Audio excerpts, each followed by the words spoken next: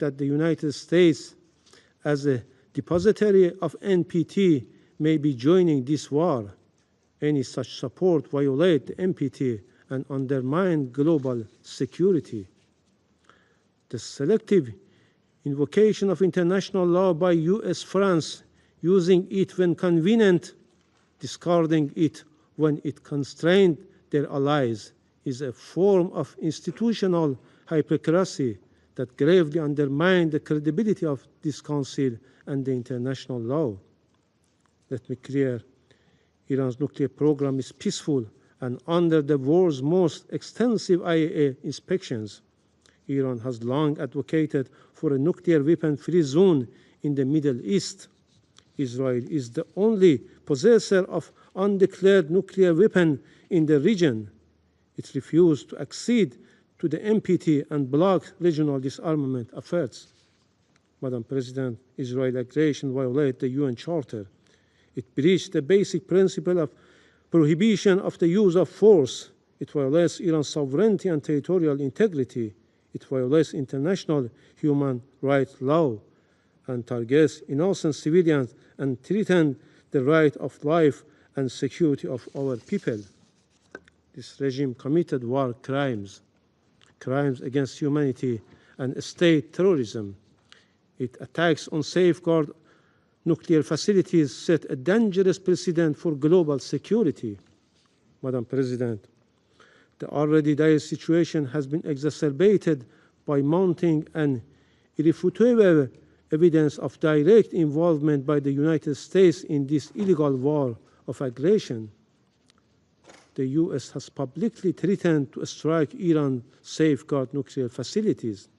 Such acts constitute a flagrant violation of Article 2, Paragraph 4 of the UN Charter and a breach of the sovereign equality of states. These reckless statements and actions emanate from the head of a state who is a permanent member of this Council and entrusted with primary responsibility for international peace and security, and an irresponsible behavior. Madam President, Iran has exercised its inherent right to self-defense under Article 51 of the UN Charter. Our response has complied fully with international law, including humanitarian law. We have taken all necessary precautions to protect civilians. Iran will continue to exercise this right as long as the Security Council fails to discharge its primary responsibility under the Charter and until the Israeli aggression is fully and unequivocally terminated. The Security Council must act now.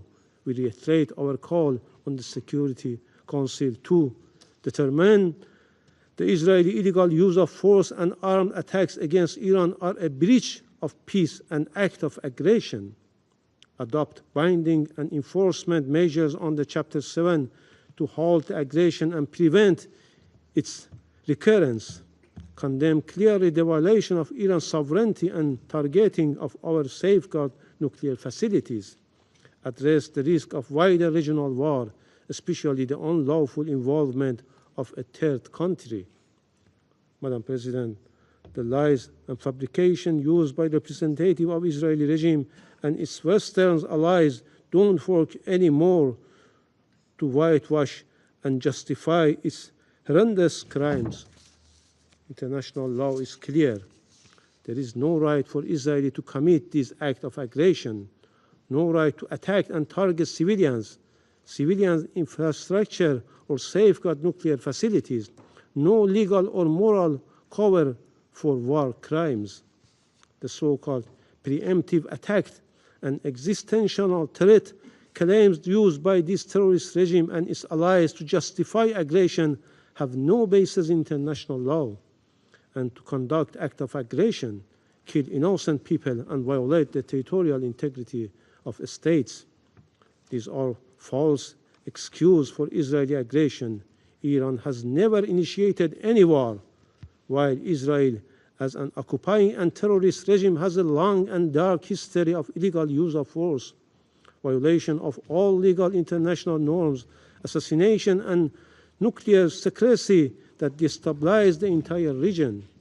The The selective use of international law by certain members of this Council expose dangerous double standards that endanger international peace and security and undermine the credibility of this body. Without the support and protection of certain Western states, especially the United States, Israel could not have been able to commit this aggression with such impunity. This complicity must be recorded by history. Finally, Madam President, Council's failure to act at this critical juncture would constitute a profound abdication of the Council's responsibilities and a grave betrayal of fundamental principles of the United Nations. Inaction will embolden the aggressor, undermine international law, and send a message of dangerous impunity to the world. Thank you, Madam President. I thank the representative of the Islamic Republic of Iran for his statement, and I give the floor now to the representative of Israel. Madam President, I would like to thank the Secretary General, USG De Carlo, and Director General Grossi for your remarks.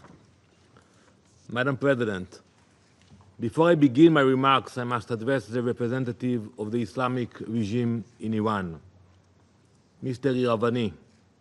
How dare you? How dare you write 5 letters in the last week, come before this Council, demand a session, and ask the international community for sympathy? How dare you ask the international community to protect you from the consequences of your own genocidal agenda? Have you no shame? For years, your supreme leader, Ayatollah Khamenei, has publicly and repeatedly called for the destruction of Israel and the United States. In May 2024, he declared, and I quote, "The divine promise to eliminate the Zionist entity will be fulfilled." In May 2025, he said, and I quote, "The Zionist regime that is a lethal, dangerous, cancerous tumor should certainly be eradicated, and it will be." These statements are your regime's policies. Your government has attempted the assassination of Prime Minister Netanyahu. It attempted the assassination of President Trump. Your operatives have plotted to attack Jewish communities and kill Israeli civilians across the world. Now, with innocent blood still dripping from your hands, you come here asking for sympathy. You demand protection from this Council while plotting the extermination of my people. It's enough. Enough with the performances. Enough with the theater. How can this Council allow the representative of a regime that funds, arms, and orchestrates terror across the world to come here and play victim? It's like a wolf complaining when the shepherd fights back to protect his flock. So innocent. Mr. Iravani, please clarify to us. Do you support the destruction of Israel, a UN member state? Do you support the assassination of our elected leaders? If you do not, say so. We are all here, waiting.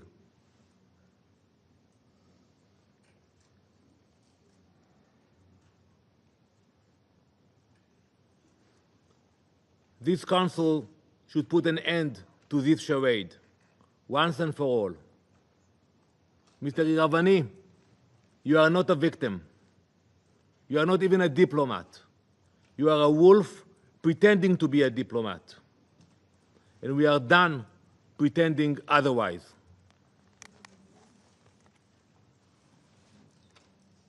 Madam President, on Wednesday night, Iran launched a ballistic missile directly at a hospital.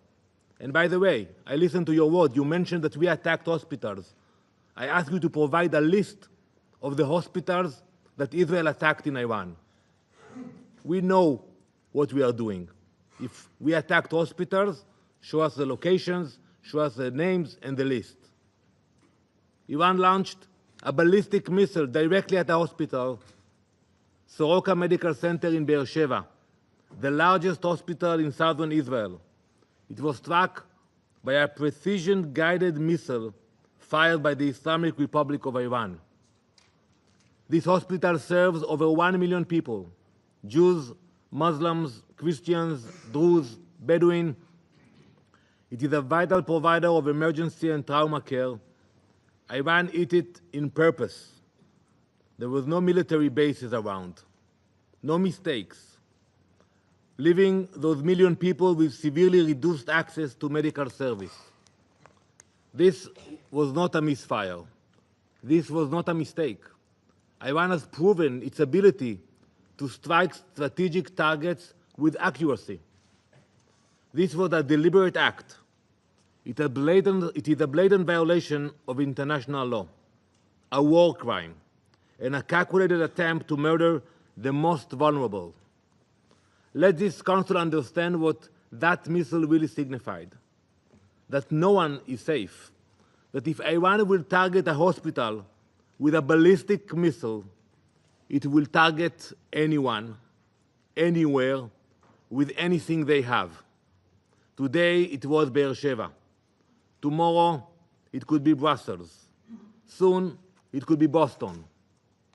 Iran is rapidly expanding its ballistic missile arsenal. Today, its longest-range missiles can travel over 2,000 kilometers. That already puts Eastern Europe in range. But Iran is not stopping there. Iran is developing missiles with a range of over 4,000 kilometers. That would place every European capital, London, Paris, Berlin, Rome, within striking distance. And when that milestone reaches, what comes next? New York, Washington, the US entire East Coast. Before Israel took action, that reality was approaching faster than you could imagine. Council members, do you believe that such a regime will hesitate to threaten entire populations with nuclear-armed missiles? Can you guarantee? Especially a regime which chants death to America, death to England, death to Israel, and so many others. Because that is where the world was heading. Israel is stopping it. Iran has already enriched uranium to near weapons-grade levels. It cannot be denied. We saw the reports. It has built deep underground facilities designed to survive bunker-busting bombs. It has advanced missile delivery systems. And it has lied to the IAEA and the world at every step. There must finally be an acknowledgement that there is no greater threat to international peace and security than a nuclear Iran. The Soroka strike of our hospital should end any illusion that this threat is theoretical. Iran is not just building the capability, it is using it. We will never allow those capabilities to go nuclear. While the Ayatollah shout death to America and death to Israel, many on this council dismiss those threats. While Iranian missiles fly, the UN urges restraint and de-escalation while ignoring Iran's nuclear ambitions altogether. That weakness, that detachment from reality, that hypocrisy is what allowed Iran to get as far in its nuclear program as it did. It is what allowed Iran to sow chaos across the world. And let's analyze it for a minute. The Iranian regime has exported thousands of drones which have killed many civilians. It has harmed Hezbollah in Lebanon, Hamas in Gaza, the Houthis in Yemen, Shiite militias in Iraq, extremist groups in Syria and Africa, and criminal networks in Latin America and Europe. It's a war machine, stretched all around the world. Its reach is not limited by borders, its hatred is not limited by reason, and its ambition is not limited by geography. We have already seen the consequences. Terror attacks in Argentina, Iranian agents uncovered in European capitals, proxy missile strikes on Gulf states. This is Iran's vision for the world, and it's happening in real time. Right now, Israel is the focus point for that murderous vision. Just yesterday, Iran launched another ballistic missile, this time carrying cluster munitions at a densely populated civilian area in central Israel. Cluster munitions are designed to spread multiple explosions over a wide area. It deliberately fired these munitions at civilians. Iran's intentions could not be clearer. Bloody murder. 29 civilians have been killed and almost 900 wounded by Iranian missiles. The only reason the number isn't higher is because of Israel's advanced defensive capabilities. So yes, Israel acted because we understand the cost of waiting.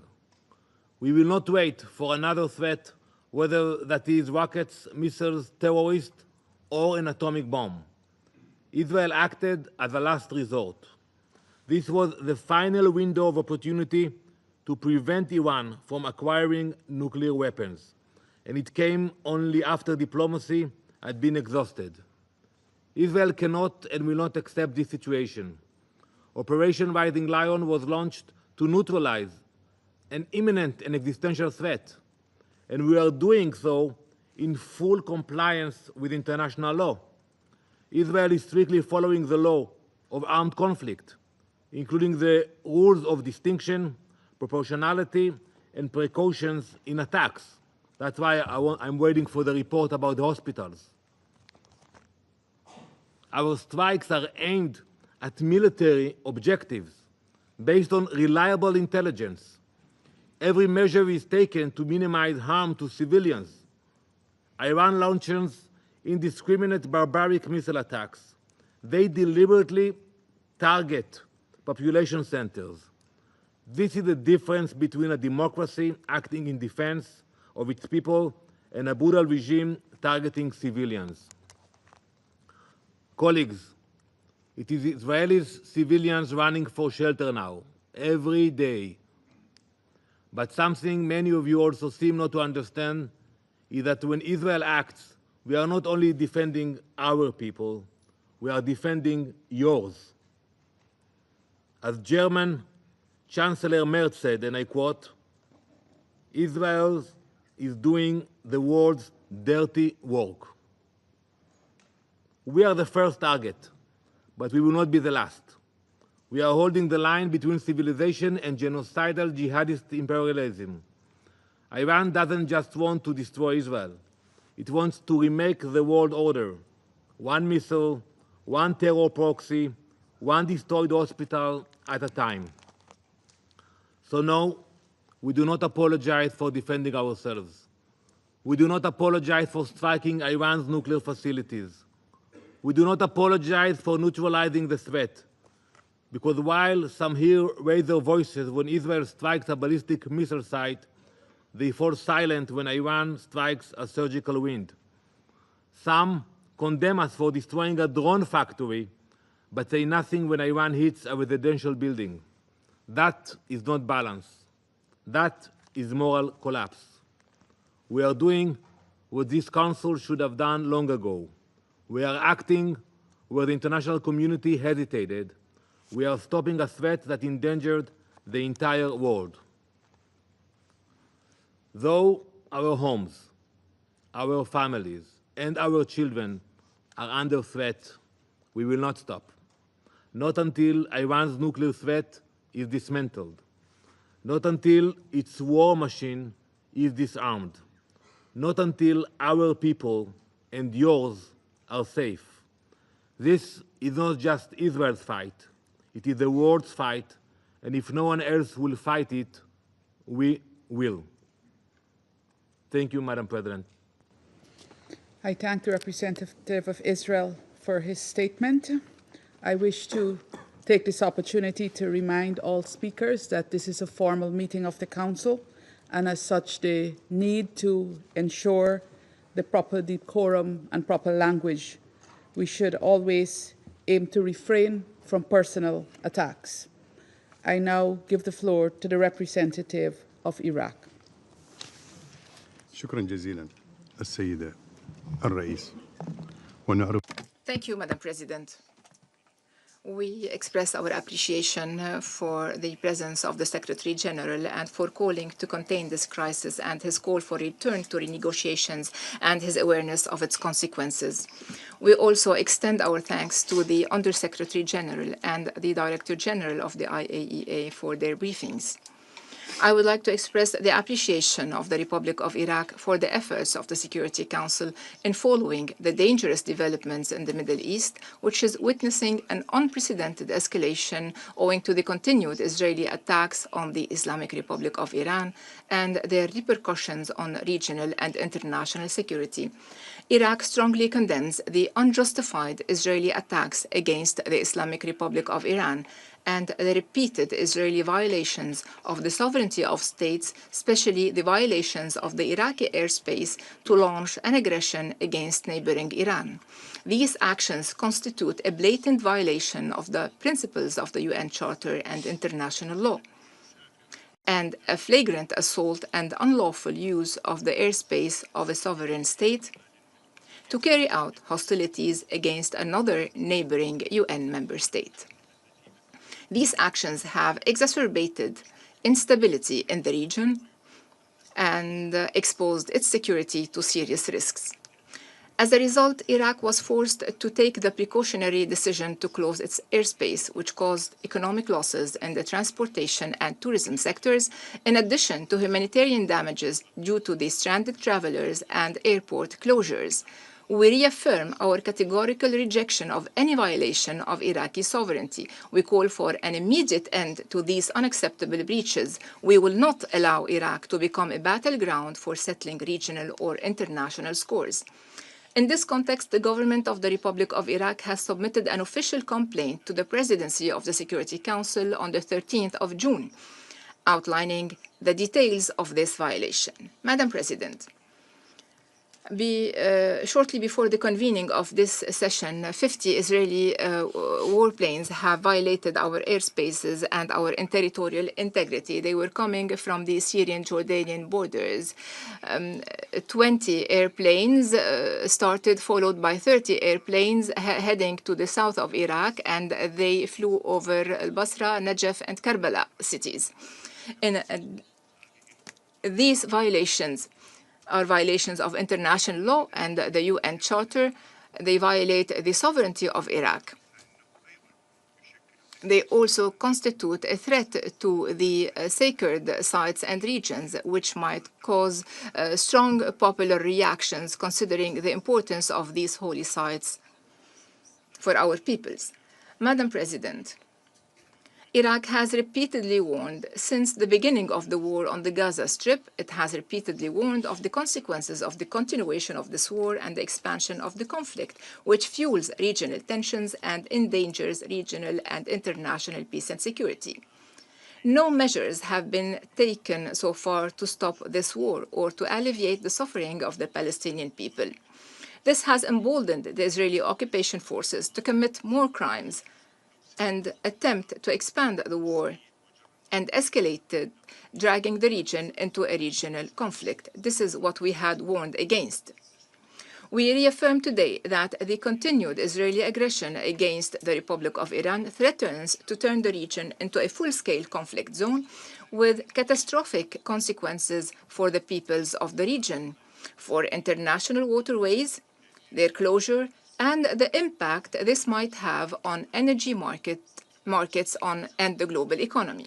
The continuation and geographical expansion of the war or the involvement of new actors in this war all threaten to turn it into a comprehensive regional conflict that jeopardizes the stability of the entire region and will have dire consequences for all the peoples of the region, including countries that were not part of the direct conflict. The situation becomes even more serious since this is not the first time the Security Council convenes to discuss military actions carried out by the Israeli entity against sovereign states and their nuclear facilities. We all clearly remember the Council's resolution 487 of 1981 and the report of the Board of Governors of the IAEA, which then described the Israeli action as a blow to the comprehensive safeguards system of the IAEA and to the non-proliferation regime, adding that Israel should subject its nuclear facilities to the safeguards regime and to accede to the NPT, in order to create a zone free from nuclear weapons and all weapons of mass destruction in the Middle East. The current violations also coincide with ongoing diplomatic negotiation tracks. The current military escalation deals a severe blow to all political efforts and returns the region to the brink of confrontation at a time when we are all in dire need of promoting dialogue and reason. We encourage the IAEA to fulfill its technical mandate. Madam President, Iraq, in its capacity as president of the Arab League Summit, continues its regional and international diplomatic efforts. It has called for an emergency meeting of Arab foreign ministers to coordinate positions. We are also working closely with the Organization of Islamic Cooperation to unify visions and stances to defuse this serious crisis and contain it to save lives and ensure the region does not slide into a devastating full-scale war. We must also avoid the consequences arising from the repeated targeting of nuclear facilities, which could lead to catastrophic radioactive leaks that go beyond the borders of the targeted state and pose a long-term direct threat to human life and the environment in neighboring countries, including Iraq. In conclusion, Madam President, Iraq calls on the Security Council to shoulder its responsibilities in maintaining peace and security and doing the following. 1. Take urgent action to demand an immediate ceasefire and prevent any further escalation, sparing the region more destruction and instability. 2. Condemn airspace violations and breaches of sovereignty, especially those affecting Iraq and neighboring countries. 3. Support the diplomatic path to end the crisis and avoid any actions that worsen the situation, to return to the negotiating table and activate international mediation mechanisms. 4, to protect nuclear facilities and civilian infrastructure and warn against their use in conflicts. And 5, to prevent any escalation that could disrupt international maritime navigation, air transport, and energy supply lines to avoid a global energy crisis. Thank you, Madam President. I thank the representative of Iraq for his statement, and I give the floor to the representative of Kuwait.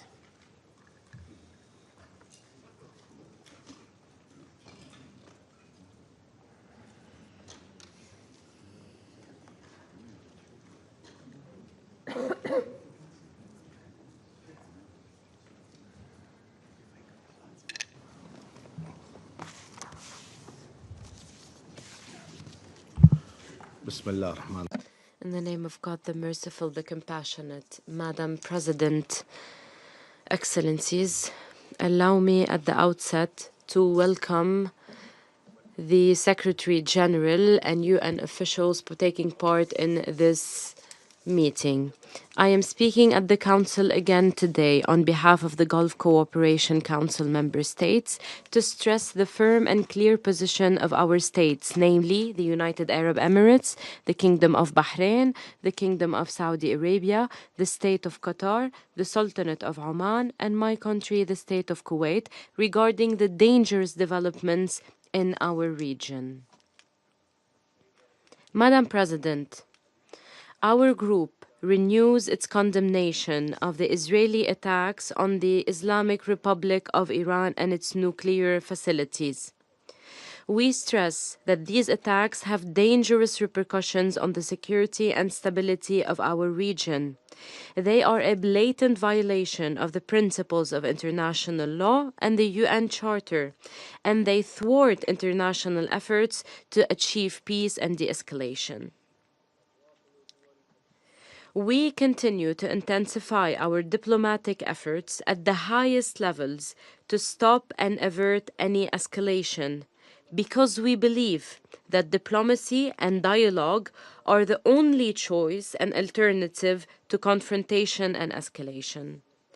As we follow the dangerous developments in the region, we stress that a continued deterioration could lead to catastrophic consequences and fuel tensions, which could impede the prospects of a diplomatic solution and peace. In light of this sensitive and delicate situation, which requires us all to stay alert and act with wisdom, we call for the highest levels of restraint and ending hostilities immediately to prevent an expansion of the conflict and return to dialogue and negotiations, because this is the best and only way to overcome the current crisis, ensure sustainable international and regional security and peace. We also call upon the Security Council and the international community to shoulder their responsibilities and ensure an immediate end to this war, to prevent any escalation and push towards the continuation of U.S.-Iranian negotiations on the Iranian nuclear dossier facilitated by the Sultanate of Oman. Madam President, we reaffirm the need to respect the sovereignty of states and abide by the basic principles and norms of the UN Charter and international law, as well as the principles of good neighborliness and non-interference in internal affairs. It is also important to refrain from the use or threat of use of force. We stress the important role of the IAEA in promoting preventive security and preventing the targeting of nuclear facilities, because this poses grave humanitarian and environmental risks and is a threat to the safety and comprehensive safeguards regime. It also violates all international and humanitarian laws. In this vein, we stress the need to protect maritime security and maritime corridors in the region and address activities that threaten the security and stability of the region and the world, including the targeting of commercial ships and threatening shipping lanes and international trade, as well as oil facilities in the GCC countries. In conclusion, we urge the international community and the Security Council specifically to take swift and effective action to contain this crisis and support diplomatic dialogue in order to protect the safety and security of the peoples of the region and prevent further escalation. Thank you, Madam President. I thank the representative of Kuwait for his statement, and I now give the floor to the representative of the Bolivarian Republic of Venezuela. Señora Presidenta. Madam Chair, the Bolivarian Republic of Venezuela has the honor to take the floor on behalf of the Group of Friends in defense of the United Nations Charter. We are cognizant of the crucial mandate entrusted to this organ pursuant to the Charter of the United Nations. At the same time, we reiterate our unwavering solidarity with the people and government of the Islamic Republic of Iran in these difficult times. Madam President, in response to the heinous attack perpetrated by Israel against the Islamic Republic of Iran, which was initiated on the 13th of June 2025, the member states of the Group of Friends in Defense of the United Nations Charter issued a special communiqué on the 14th of June 2025. That communiqué saw them express their unequivocal condemnation and the most fervent possible repudiation of large-scale attacks that today continue to be perpetrated against many sites in Iran. These have produced the deaths of hundreds of civilians, including women, girls, boys, Iranian scientists, university professors, and senior military officials. Some of them were targeted alongside members of their families while they were at home. The member states of the Group of Friends in Defense of the UN Charter fervently condemn Israel's deliberate attacks against civilians and areas populated by civilians in which millions of people reside.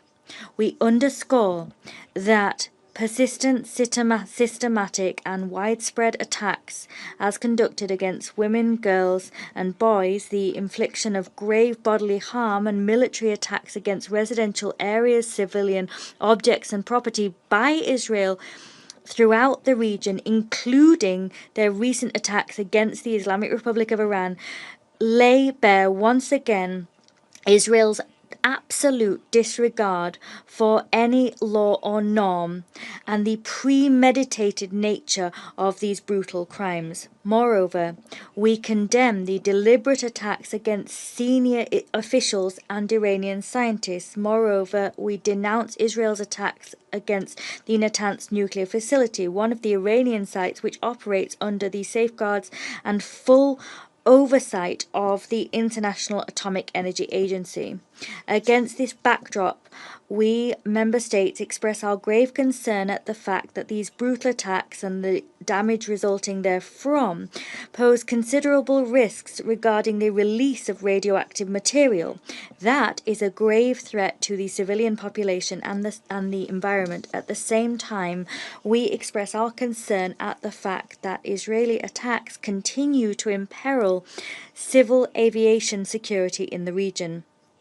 Madam President, the Group of Friends in Defense of the United Nations Charter underscores that these reprehensible attacks constitute a flagrant violation of the United Nations Charter, as well as of the fundamental principles of international law. These include sovereignty, territorial integrity, and the prohibition of the threat or use of force against the territorial integrity of states.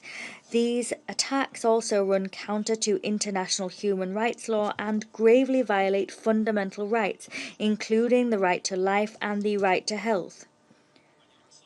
What's more, these atrocious attacks constitute a flagrant violation of Article 2.4 of the United Nations Charter, inter alia. Against this backdrop, we warn against the acquiescence and neglect of the United Nations and the international community in terms of failing to deal with the persistent brutal attacks of Israel in the region. We recall that a lack of action and a lack of measures against such grave violations on Israel's part will erode the rule of law internationally and will undermine the credibility of the multilateral system. At the same time, such inaction would normalize the perpetration of new atrocity crimes. That is something which is undoubtedly clearly unacceptable. We underscore that such flagrant violations of the United Nations Charter and the continued brutal attacks waged by Israel which constitute threats to regional and international peace and security must be condemned unequivocally by all of us, including by this Security Council.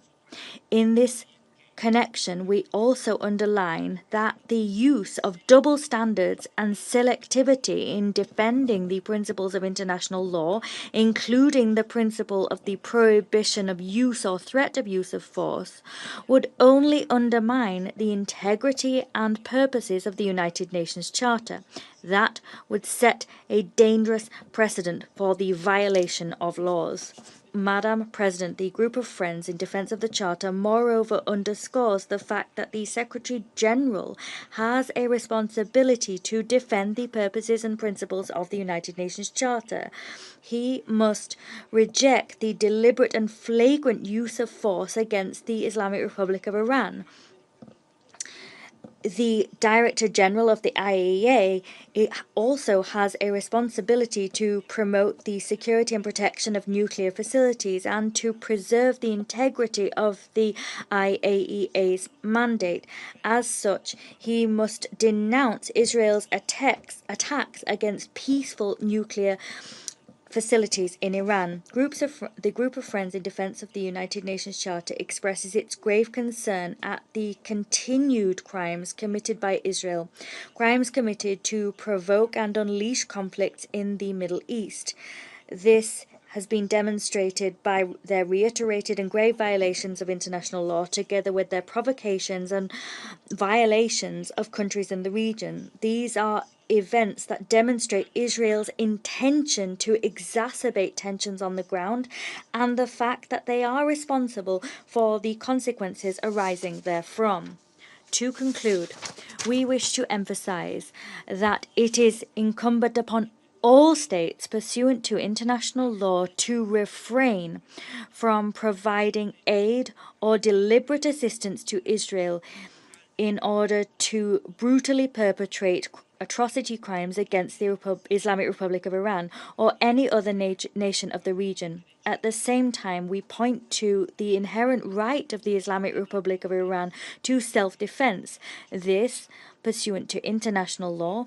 And we also point to the urgent need for the international community to demand that Israel be held accountable for all of their crimes against the Palestinian people and the region as a whole. Thank you, Madam President. Thank the representative of the Bolivarian Republic of Venezuela for his statement. And I now give the floor to His Excellency Mr. Stavros Lambrinidis, Head of the Delegation of the European Union to the United Nations. Thank you, Madam President. I have the honor to speak on behalf of the European Union and its member states. Madam President, we expressed from the day one our deepest concern at the dangerous escalation that threatens to destabilize the Middle East following Israeli strikes on Iran and Iran's response. Today, we reiterate a strong commitment to regional security, including the security of the State of Israel, and call on all sides to abide by international law, show restraint, and refrain from taking further steps which could lead to serious consequences such as potential radioactive release. The European Union has always been clear that Iran must never be allowed to acquire a nuclear weapon and is concerned about the IAEA's recent report, based on which the IAEA Board of Governors found Iran in non-compliance with its legally binding nuclear safeguards obligations under the NPT. But lasting security is built through diplomacy, not military action. We believe that diplomacy must prevail. The EU spares no effort to reduce tensions and to find a lasting solution to the Iranian nuclear issue, which can only be through a negotiated deal. Madam President, we, both EU member state ministers and the EU High Representative, have taken numerous bilateral contacts since the start of the conflict with all stakeholders, including phone conversations with our Iranian counterparts, to call on Iran to take decisive steps to return to negotiations and pave the way for a diplomatic solution. In this vein, the High Representative and the E3 ministers are meeting as we speak in Geneva the Iranian Minister of Foreign Affairs. The meeting began this afternoon and it is ongoing. We will continue to engage for de-escalation, and in view of a lasting solution, we can be the only solution bringing peace and hope to the region. Thank you. I thank His Excellency Mr. Lambrinidis for the statement, and I now give the floor to the representative of Turkey.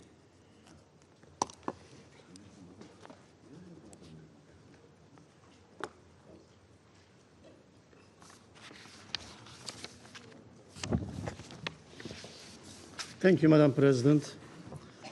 I would like to thank Secretary General for his sincere and guiding statement. I also thank USG Di Carlo and Director General Grossi for their briefings. Turkey condemns in the strongest terms the recent attacks conducted by Israel against Iran.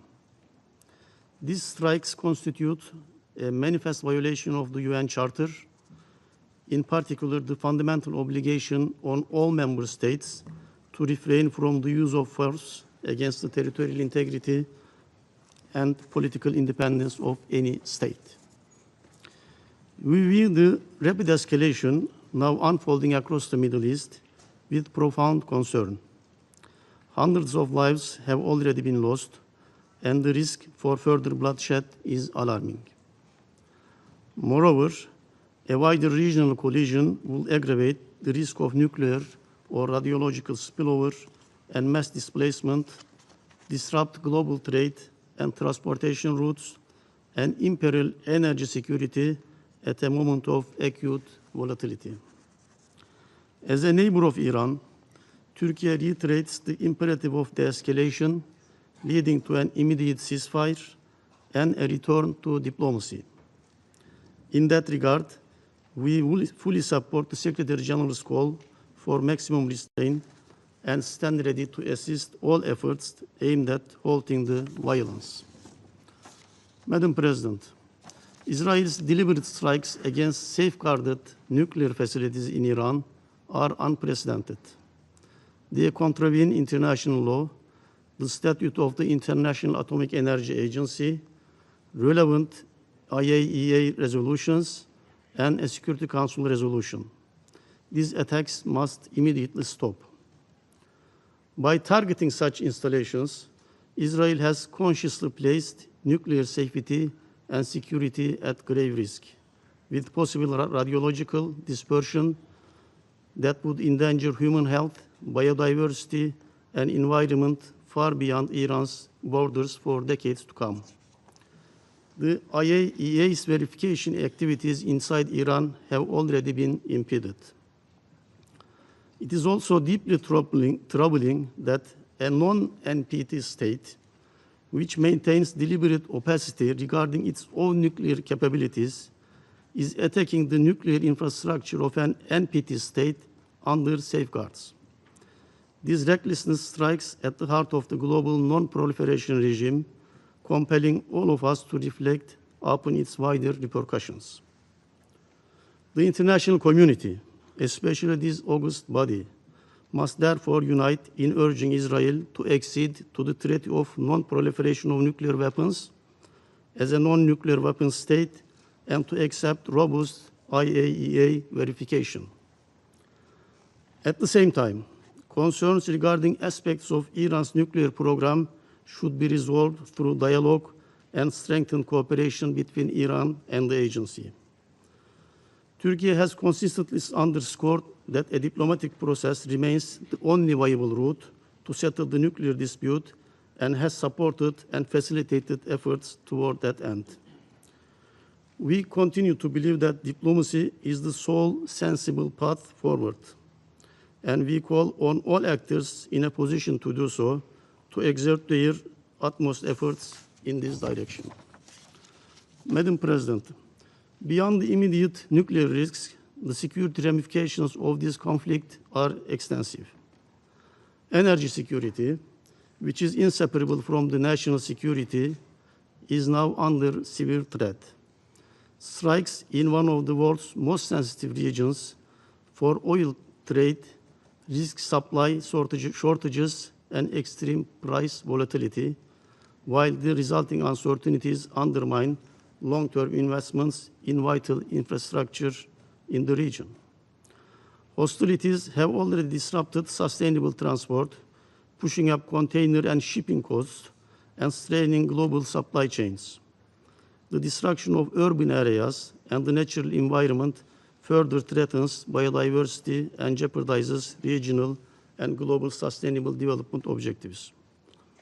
Madam President, we must not allow the crisis in Gaza to fade from the international agenda in the shadow of these latest events. Israel's assault on Iran cannot obscure the ongoing crimes being committed against the Palestinian people. Indeed, Israel's continued occupation of Palestinian territory remains the root cause of many conflicts across the region. A just, lasting, and comprehensive peace is attainable only through the recognition of an independent, sovereign, and contiguous state of Palestine within the 1967 borders, with East Jerusalem as its capital. International community must therefore press with urgency for an immediate cessation of hostilities in Gaza and Iran alike, and redouble efforts to implement the two-state solution. Imposing peace is no longer a mere option. It is an imperative to preserve the credibility of the UN system and to safeguard the international law. Failure to do so will only fuel a vicious cycle of violence and war. Madam President, this Council must act collectively and decisively to prevent further escalation.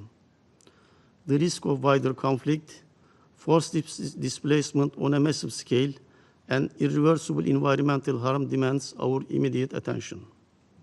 Turkey stands ready to contribute constructively toward any initiative that will de-escalate tension, restore the ceasefire, and relaunch credible, meaningful diplomacy. Let us seize this moment to reaffirm our shared commitment to the UN Charter, to the global non-proliferation regime, and to the principles of peaceful dispute settlement. Only by resolute adherence to these norms can we hope to avert catastrophic consequences for the Middle East, for the international community, and for next generations. Madam President, I touched on the spillover effects and displacement in Iran. Of course, UN staff is not immune from that. To the knowledge of this Council, 45 UN staff has been evacuated to Turkey from Iran. This shows also that this Council must act. Thank you. I thank the representative of Turkey for his statement. There are no more names inscribed on the list of speakers. The meeting is adjourned.